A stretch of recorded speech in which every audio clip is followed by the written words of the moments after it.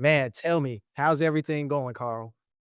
Cool, man. No complaints, man. I had a busy year, you know what I'm saying? So, especially considering, how, the industry is shifting and contracting. So, to be busy working is a good thing. So, happy about that, man. Back at home for a little bit doing the Chicago PD, my 10th episode. So, all good. Editing on Equalizer, prepping on Chicago PD. So, working, man. So, I'm all good, brother.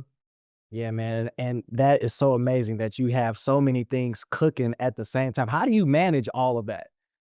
Man, dude, you break it down into doable steps, man. It's managing work, managing family, managing relationship, managing everything. So, just making sure that you invest the time in everything properly. You know what I'm saying? Don't and try not to leave anything unchecked. And it's a work in progress, man. It's not always perfect, but as long as the effort is there, you approach it one day at a time. You can't do it all in one day. So sometimes you gotta say, all right, I'm gonna get to this tomorrow. But today I'm gonna focus on this. So Absolutely, absolutely, and you most recently had directed episode 5 and 6 of Fight Night: The Million Dollar Heist with Kevin Hart, him being Chicken Man, for those that have seen it, but for those that haven't seen it, Kevin Hart is one of the main protagonists, and what was it like doing that series and jumping in there? Man, it was amazing, man. I do a lot of TV shows, but and I booked the show before the cat. When I booked the show, Kevin was attached, so I was excited to work with Kevin. And then the rest of the cast started coming on board. So I approached this. I started preparing for it early. I was working with very seasoned actors with strong vision, strong points of view. So I wanted to make sure that I had my preparation on point. But for them, for the production, working with Will Packer, man. So it was just I looked at it as an opportunity to really, you know, step up my game.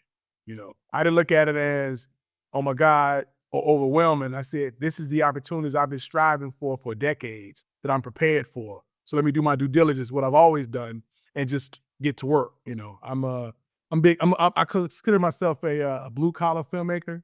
I'm all about pulling my sleeve. I'm being from Chicago, man. Pull my sleeves up. I'm not afraid to get down and dirty, and that's pretty much been my work ethic from the as an independent filmmaker on. So I just roll my sleeves up and get to work. And as long as I focus on the work and not let the distractions overwhelm, and the distractions can be celebrity.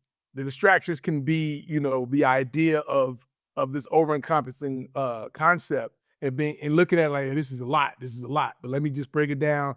Keep the humility, keep the work ethic, dig in and do the work. And that's pretty much been my mantra. So, I did what I've normally done, but there was a different level of investment because I wanted to make sure I, dotted all my I's and crossed my T's. For sure, man. And I want to ask too, you being the director for those 2 episodes, what was that like being behind the lens and seeing those stars work together? Like these are big names that are very well seasoned, like you mentioned. Mhm. I mean, it was great, man, because we're all students and executors of our crafts, respectively. And to see that level of craft on screen and seeing it come together, not just that, but collaborating with those craftsmen. You know what I'm saying? Like not just the actors, but my DP with Jody Williams, who I've worked with several times. He's based in Chicago as well, man. An amazing cinematographer who I've had the honor to work with through the decades. And to be there with him and to have my crew, my producers, everybody kind of moving in the same direction to really pull this off because it was a family vibe on that set, man. It was a family vibe. It was crazy. It was hard work. Every day was a challenge because you want to make sure we got the day done and got it done in a way that made it pop, made it dynamic. But it was a beautiful experience, man. And sometimes you have to pause yourself because you can be going so fast, get so caught up in the work that you could miss moments. And I made it a point to make sure I said, let me step back and appreciate this moment because what we're doing here is very special. It hasn't really been done in a long time. And I wanted to make sure that I didn't gloss over that. So it was, to your question, man, it was amazing. Is what I've asked for through the years. You know what I'm saying? You know how you throw out, this is the level I want to aspire to achieve. And when you throw it out there in the universe, you don't know how it's gonna come. You don't know when it's gonna come. But being able to acknowledge that, okay, this is what I asked for back in, years and years and years ago. So acknowledging that and just living in the experience, man, and just, showing up every day, taking no days off, never taking my foot off the gas, never assuming I got this because I got this. Like I got this because I worked for it. So, it's a great feeling though. Yeah, and I like what you said about it being special and it with all of that, synergy happening because also the storyline itself is about a lot of black synergy coming together that ended up making Atlanta as a city boom, and we'll get to that in just a moment. But Carl, tell me, how were you and others able to bring that retro feel on scene? Because obviously I wasn't born in the 70s, so I haven't seen as many 70s movies as some of your cast members and different things, and even you. But the multi shots, you know what I'm saying, where it's one main shot looking at one person, but then you got two other shots capturing the reaction of others, or maybe that same person, but but so many different focus points on the screen at once, right? And then the zooms too, where it's like bringing in the emphasis of somebody and what they're feeling at that moment. Mhm. So, I mean, developing the visual language of the show. I mean, here's the thing, man. I mean, I wasn't around that era either. I was coming. I wasn't there yet. But study and work, man, and we wanted to have that feel of something from that era. And I remember Shay, the showrunner, saying to me specifically early on, this is a love letter to the city of Atlanta. And I took that seriously, man. You know what I'm saying? Having worked on shows like Snowfall, which was a love letter to the city of LA in the 80s, knowing when to say, okay, there's certain things that you really want to put a light on so that someone from there, from that era, from that city can see this and say, oh man, that's home. You know what I'm saying? Like, I mean, being from Chicago, I know there's certain things I can incorporate into something that says this is Chicago. And like, right, for example, the Blues Brothers would be a reference point as a love letter to the city of Chicago. So approaching it in that regard, you know what I'm saying? And not just the look of it and incorporating the set design. I worked with an amazing set designer who was phenomenal, Tony Barton. And we were, and her research was extensive. She had pictures of everything circa 19th from 60s to 75, just what was there, what was not there, what was coming, and it was great because, like you said, Atlanta was the precipice. It hadn't become the city that we know it as. And this was a catalyst of it becoming this international city. So it was great to be able to put our fingers on that pulse at that era, and not just with set design, but with wardrobe, with hair. I mean, we had some amazing top-notch craftsmen doing hair, not just for the cast, extras was getting hair put on because they had to have looks that were consistent for that era. So they were showing up early to get their hair done. The wardrobe was extensive, and I mean, they all did a phenomenal job capturing that, man. So I can't take sole credit because it's always a team sport. You know what I'm saying? I'm more like, I could be the quarterback, but a quarterback ain't nothing without a great offensive line, great wide receivers, and a great running back, and a coach to help strategize. So, having these people in place that really cared about the work, they really wanted it to be special also helped as well. Yeah, and I like how you mentioned how even the extras, they were detailed to the point where wherever you looked in the scene, you felt it was authentic. And Carl, I want to ask you too, like when you think of Samuel L. Jackson playing Frank Moulton and Don Cheadle playing the police officer, Terrence Howard being Samuel's, partner in crime essentially, it kind of makes me think about, other roles that they've played, right? Like with Terrence Howard, um it kind of gave hustle and flow vibe. You know what I'm saying? And then Taraji P. Henson also being there as well, right? And I want to ask, like Samuel L. Jackson is being as seasoned as he is, why would you say him playing one of the main bosses in this show made him fit for that role? A couple reasons, man. First of all, Sam Jackson is Sam Jackson. He is that guy. You know what I'm saying? And the way he approaches the scene, the way he brings it to life, how he embodied the character once he put that wig on with the streak straight, and the fact that he was there as a grown man when this happened and knew people and knew about the culture. And I mean, he was a Morehouse alumni. I mean, he was there. He was like literally there when this was happening. So he had a lot of historical reference point personally that he could apply to it. So, leaning into that, man, and we all lean into that. And having him there just really took the project to a whole nother level. Mhm, mhm. And also too, Carl, this actually moves on to my next question. What does this story say about Muhammad Ali drawing so much black traffic to Atlanta at a time when he's not loved by America, right? But black folks are still rallying behind him. Yeah, you know what? It was a beta test. They didn't know, and I got to give all the props to the senator who was the mastermind behind all of this. It was like, listen, the fight is the fight, but the fight was the Trojan horse. It's gonna get the spotlight, the controversy, the rah rah, the support, all that. Because people hate it. Like you said, people love Ali now, but in 1970, he was a draft dodger. He was a traitor to the country. He was considered un-American. And that was his perception. And that's people were not unwavering on that. And to give him this license, because no state would give him a license to fight in the country. And to give him that was monumental. You know what I'm saying? And I know they assumed the best, but they didn't know. You know what I'm saying? It was still the South. It was still south of the Mason-Dixie line. And a bunch of and Georgia was still a good old boy state. You know what I'm saying? They had some old school values that they weren't letting go yet. This is 1970. So King had just died, you know, a little over 2 years, 2.5 years before. So a lot hadn't changed yet. Things were coming, but they hadn't quite arrived yet. So, it wasn't a given. But they having the foresight to say, this fight is a Trojan horse, but it's going to let people know that Atlanta got something to say. Atlanta is a place that can be a viable economic entity for commercial business, commerce, and industry. And it became that. It became a go-to spot, in the country. And I love to trace it back to that fight, putting the spotlight on and say, you know what? Maybe we can do something here. So yeah, it all rolls back to that, and which made it such a polarizing event because of the repercussions of what it led to.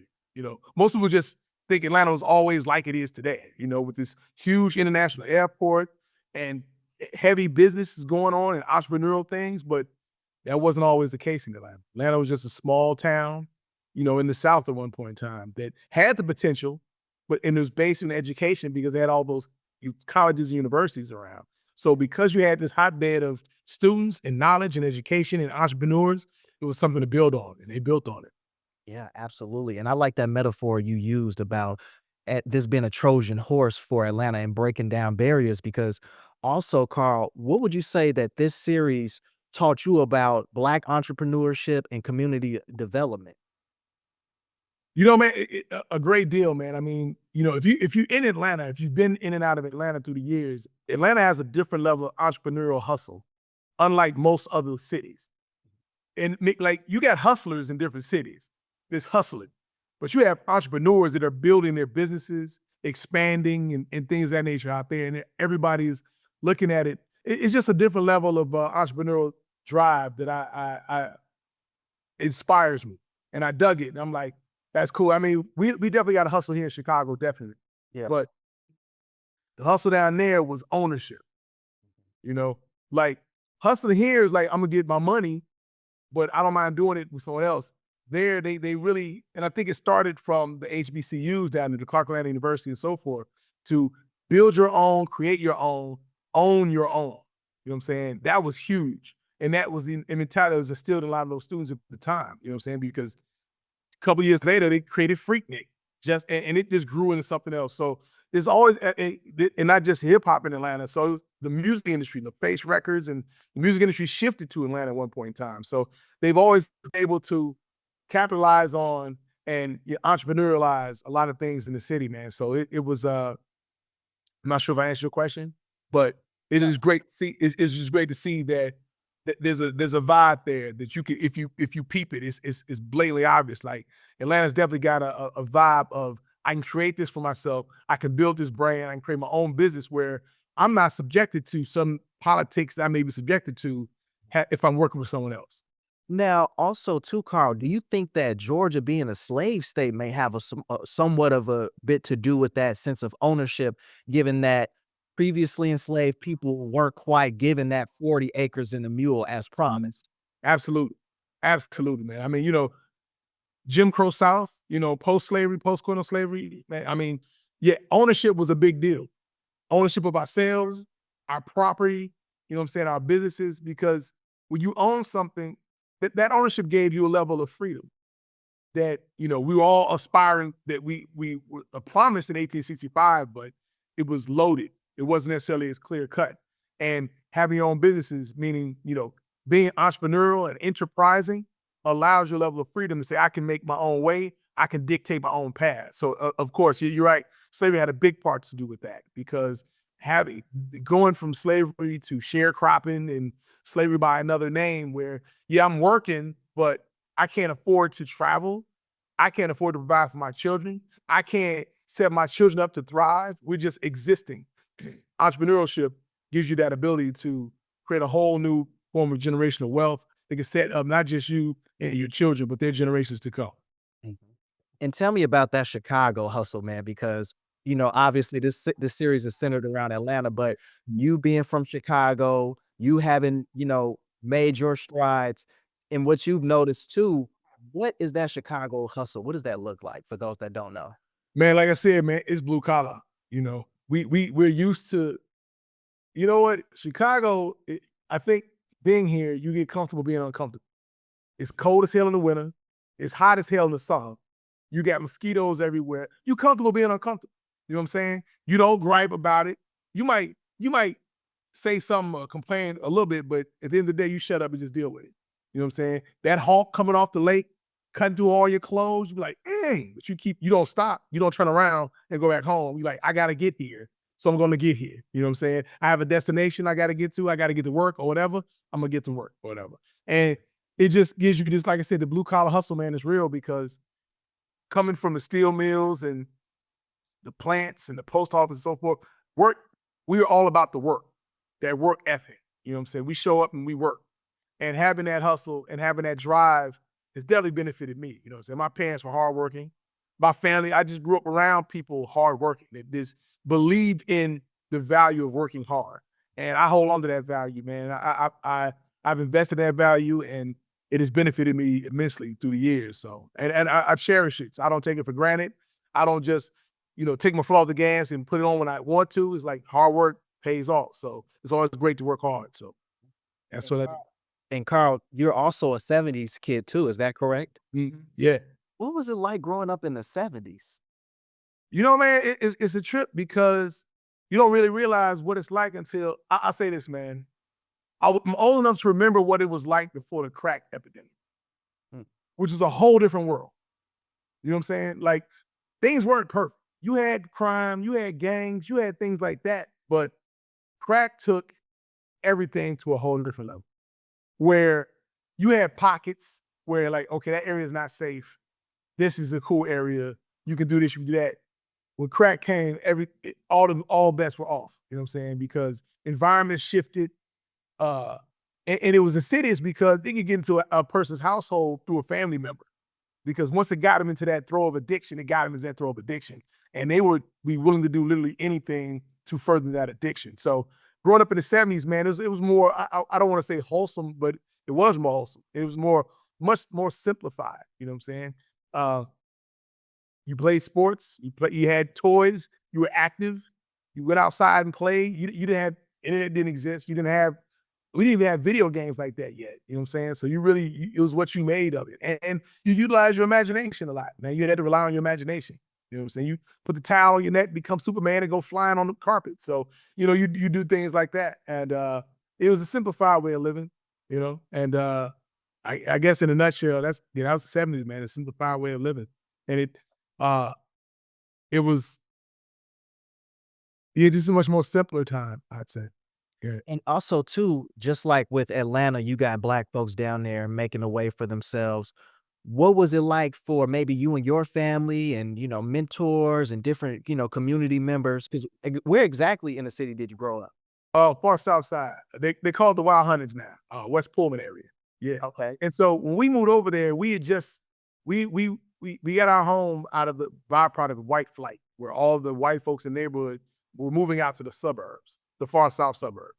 And the whole neighborhood literally turned in like 2, 3 years. The whole neighborhood turned. It went from being an all white neighborhood to an all black neighborhood, literally in a 3-year span.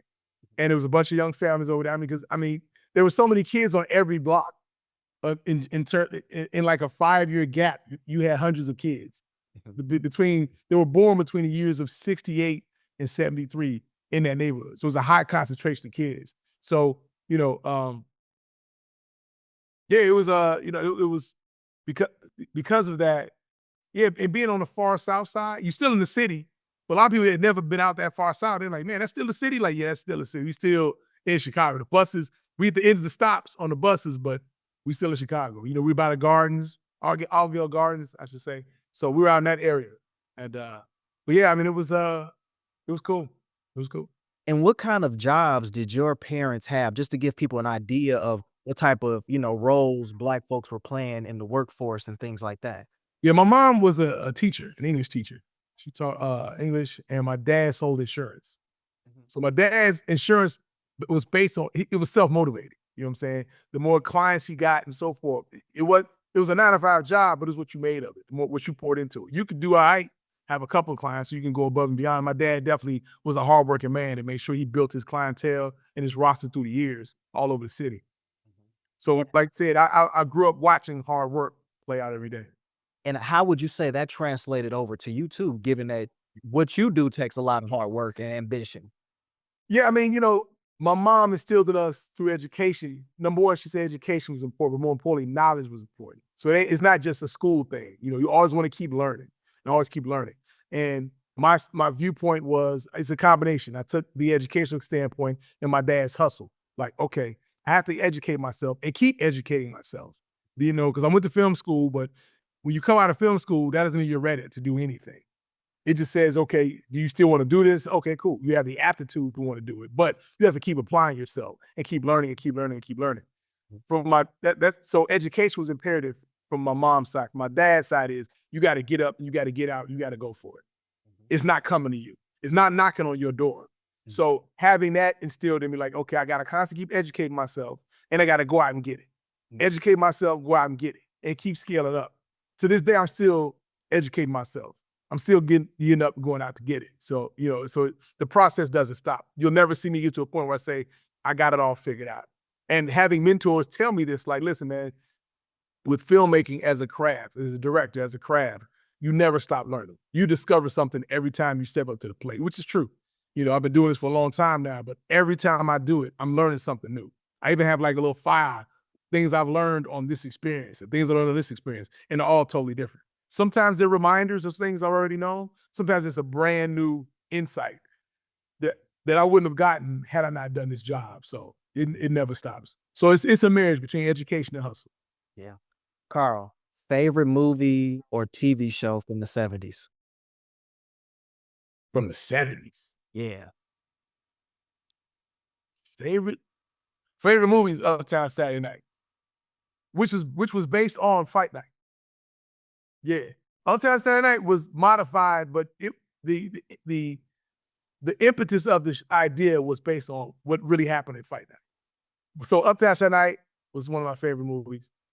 TV show, I would probably say What's Happening or That's My Mom. Mhm.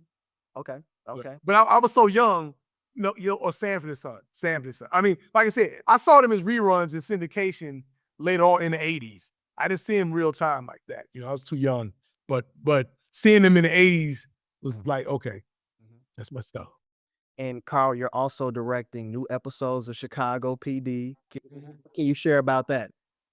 Well, I'm happy to be back, man. This is gonna be my 10th episode with Chicago PD. So it's a family thing, man. Like I said, being from Chicago is always a special event for me. I take it very seriously, man. Being a part of the Wolf Camp, doing the shows, the PD, the Fire, the Mans, all those is always a special thing. And just excited to be back, man. Excited to be working on it. Excited to bring my talents to the show. And I mean, like I said, it's in season 12 now, which is an amazing feat in itself. And I don't know how many shows will make that record moving forward because of how the industry is changing. So I'm just happy to be a part of history, man. 12 seasons in, this is great. Yeah. And what would you say about the fact that this show is as long standing as it is, but it also gives people a kind of an inside look of what it is in the life of a Chicago police officer, given that Chicago is oftentimes under a microscope? Yeah, I mean, you know what? This specific show deals with the intelligence unit. So it deals with a different level of humanity, people around the city, which I dig. You know what I'm saying? It's not they're not necessarily beat cops. They're more detectives when they're uncovering clues and hints to help solve crime. So you're dealing with a high degree of intellect and how to process information in real time and expedite it to apply it to cases and so forth. So it's a it's a great exercise in intellect, which I really love. That's what really appeals to me is everybody's smart. Everybody brings their smarts to it. And not just our good guys, but the bad guys is just as smart. So they're worthy adversaries, which it makes you really you want to step up, when you're telling these stories. Yeah, I like how you put that, worthy adversary. It gives it a sense of like the the police force is up against a real challenge. Yeah. And it's Yeah. not just I would imagine that the police force doesn't always get it right. Yeah. Yeah. And that's reality. I love that because it's rooted in reality, man. Like you want to say the good guys always win, but in the real world, sometimes they don't. And having that ability to take those failures, which is really, I'm glad you brought that up, man, because sometimes it's not really about how you fail, it's how you come back from the failure. The lessons you apply from that failure, which makes you a better person. So when the opportunity comes back the second time, you know how to make that adjustment, make that pivot. Yeah. And Carl, Chicago has had a lot of films and TV shows filmed here, like Batman, Transformers, Candyman, of course, Empire, The Shy, Power, just a long list of things that's constantly growing. What would you say it is about Chicago that makes it good grounds to record movies and shows in comparison to like your New York and your LA? It's his own look. It's as Wolf put it, it's a cleaner version of New York. And it is. It's a cleaner version. New York is, yeah, it's a cleaner version of New York. It is. It just totally is. And it's it's a big enough city to have its own unique style. And y- like I said, its own unique style, totally unique and totally unique from New York. Nothing like LA, nothing like Atlanta. You know what I'm saying? And it's its own language, its own vernacular, own rhythm, all that is its own. So being able to tell stories here, I think it's just a totally different complexion to the country. You know what I'm saying? Because it really helps it capitalize, it encapsulates the Midwest in a really cool way. So Chicago being a focal point, and also like I said, we got all four seasons. Like right now, you got these colorful trees changing these colors. Man, it's different levels of beauty out here that you can really hone in on and really help tell the story as well. So it's just a great place to shoot. It's cinematic, it's visual. I mean, you can think about certain moments in different movies that remind you of stuff like barbershop, being on the street, you know, uh, Love Jones at the bucket at the fountain. I mean, you got a lot of different places that you can think of like, yeah, Chicago. That's Chicago. You know what I'm saying? And also too, how would you say that these different shows being filmed in Chicago opens doors for people living here and wanting to get in the film industry? It's great, man, because when I lived here, none of that really existed. You'd have a movie come by every year or so, and that was going to be it. But to have TV shows shown on a regular basis and have internship programs where people can take on an internship, be introduced to various departments on a show to see how the machine works and jump into it. It's really cool because you really are exposed to things, and then you get a chance to really figure out like this speaks to me. I want to know more about this. And people always assume that movies are all about the actors. They don't really think about all of the people, the hundreds of people behind the camera that make that show work and make that show move and bring it to life. And there's a whole you can have full-on careers behind the scenes people don't really know about until they're exposed to it. So having these shows, these movies here is a great opportunity, especially for people like us who don't have family members in the industry, who don't know nothing about the industry other than loving movies and TV shows to get exposed to it. Mhm. And also too, Carl, you moved to LA, given that you were a budding director. What was that like making that transition from cool and cold Chicago to nice and warm Los Angeles? It was treacherous, man, because what you think you don't really know. And you have to totally re-educate yourself. You basically start from scratch, literally from the bottom, like nothing. No matter what you have done thus far, when you get there, you're like, okay, now I have to totally build myself here. Now, it's a hell of an undertaking, but the pros of it is you're literally around people that do this for a living. You know what I'm saying? You can literally be in a room with a director who's been directing for 20 years and ask them questions and pick their brain and be able to, obtain a deeper level of knowledge. And not just knowledge, but inspiration. You can see where you want to be because this person is where you want to be. You can intersect with them at an event or in passing and be like, wow, this is where I'm trying to go. So you have benchmarks, you have rabbits that you can chase. Like, okay, where I'm trying to go, I see it. It's not like an unintangible thing. It's not thousands of miles away. It's real time. There's a way to execute, and then it's all about creating a strategy, based on the knowledge you obtain.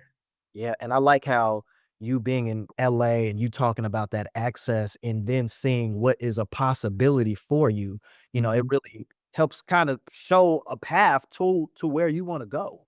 Yeah, yeah. I mean, real quick story, man. I remember hanging out with the director, and they had an event at their house, and I'm at their house, like, and I'm looking at their movie posters on the wall, their pool, their view. I'm like, this is real.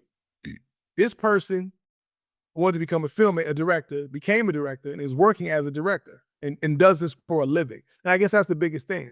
And I had to simplify my goal, but I want to do this for a living. That was my basement goal, was to direct for a living. That was my goal. And built from there. And seeing people that did it for a living made me see like, oh, I can definitely do this. I can definitely do this. So that's where it stemmed from. Yeah. And Carl, you were a mentee of John Singleton, Yes. still a mentee, even in his, heavenly departure. Yeah. What was that like being under him, given that he had directed so many black favorites like Boys in the Hood, Baby Boy, Snowfall, of course, and so many more? Yeah. Man, it was an honor, man. I mean, I met John years before. He was a big fan of my first film we did one week. He was a big fan of that. So we always stayed in contact with him through the years, keeping up with him. And when I was trying to transition in television, I reached out to him because I knew he had 2 new shows coming. I said, listen, man, this is what I've been working on. I ain't just been sitting on my butt. I've been doing this, this, and this. Try to get an episode of television. So he got me an interview for one of his shows, and I booked that show, and that pretty much launched my career. And I would, hang out with him, talk with him. He give me a lot of insight, a lot of game on how to navigate things, and he also shared his journey, his highs and his lows. And you always think everybody has highs, highs, highs. You never really think about the lows they experience. And him sharing with me his lows, I'm like, oh wow, this happens to everybody. It may be on different levels, but it happens to everybody. And not just the fact that it happens to everybody, but there are ways you have to fortify yourself to endure these lows.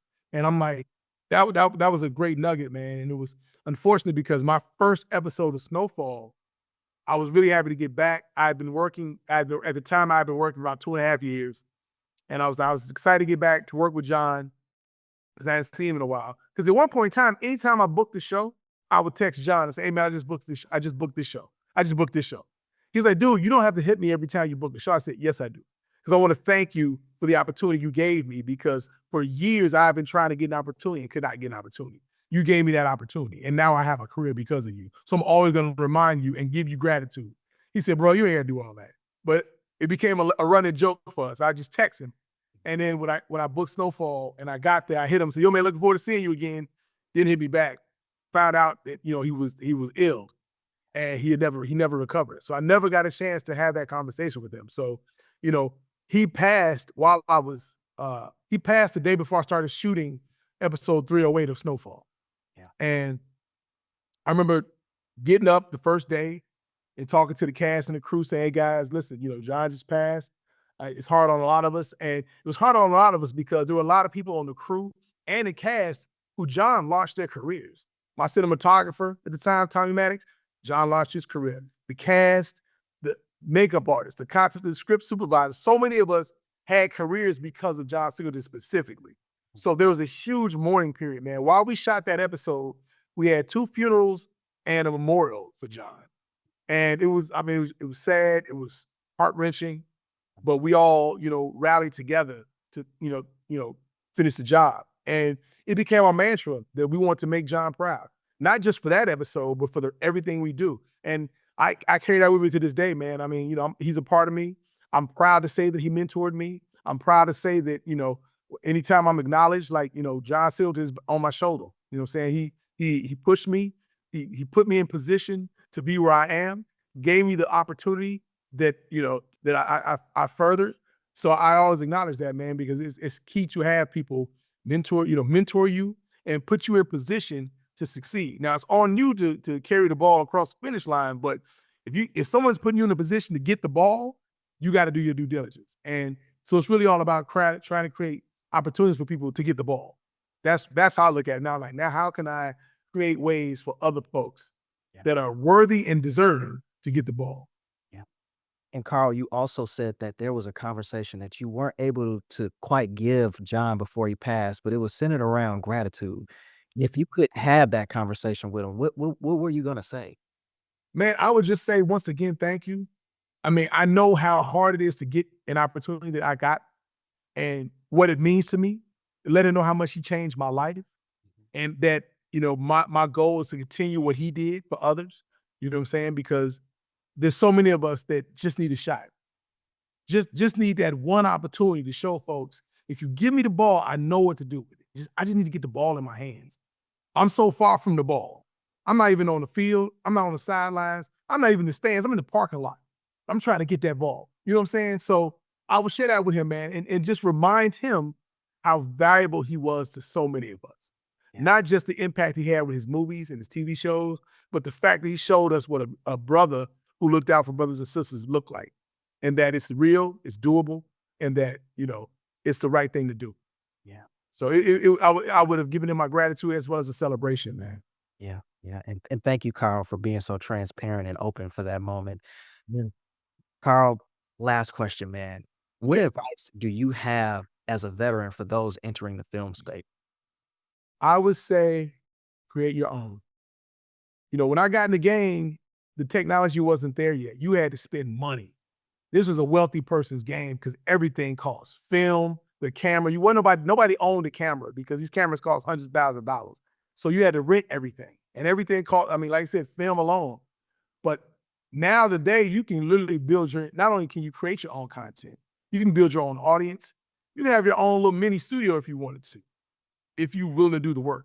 You know what I'm saying? So I would tell someone who's trying to get in the game, focus on your craft, learn to be excellent at your craft, study the craft, study the craft. Don't be so quick to make something and say it's dope because I made it. Be honest with yourself and say, and strive to be excellent. Make something dope. Make something that shows talent. Keep growing, keep learning, but create your own and keep creating your own. Don't just make one thing and, put your feet up and kick back. Make something, look at it, be honest with yourself about what it was, how it looks, make something else, make something else. And each time try to scale up. We did this one, let's make something a little bigger. Let's make something a little bigger. Now we do a feature film. Now we do a web series. Now we do a TV series. So just keep building your own content right now because the way technology is and social media, you don't really need a studio to get your own audience. And 100,000 people or 500,000 people to follow you wherever, you can go anywhere with that. You can build with that. And you can take, and that gives you equity that most folks don't have. Yep. Well, Carl, gotta let you go, man. But I want to thank you for this conversation, brother. Oh, my pleasure, brother. Truly my pleasure, man. Thank you so much. Yes, sir. Take care, man. All right, brother. Peace. All right, love. Love, man.